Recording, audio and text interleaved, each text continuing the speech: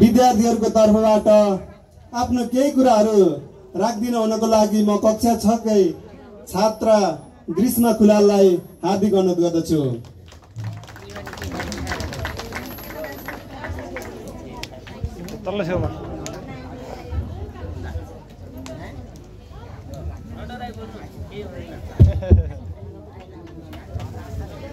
धन्यवाद कार्यक्रम सञ्चालक ज्यू।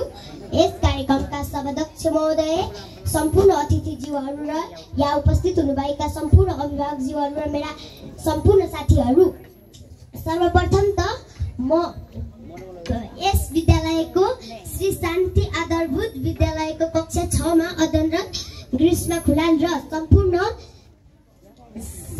छात्रा सबैको तर्फबाट खुसी सार्दै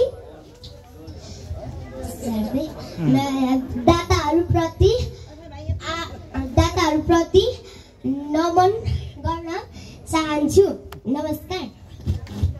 आज हामी सबैजना निकै खुसी छौँ किनभने तपाईहरूले यति राम्रो विद्यालय बनाउन पहल गर्ने र बनाइदिने दाताहरूसँग भेट गर्न पाउँदा हामी सबैजना धेरै खुसी छौँ।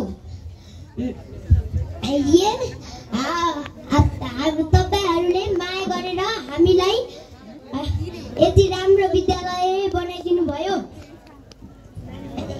हामीले एकै खालको झोला बोक्न पायौँ।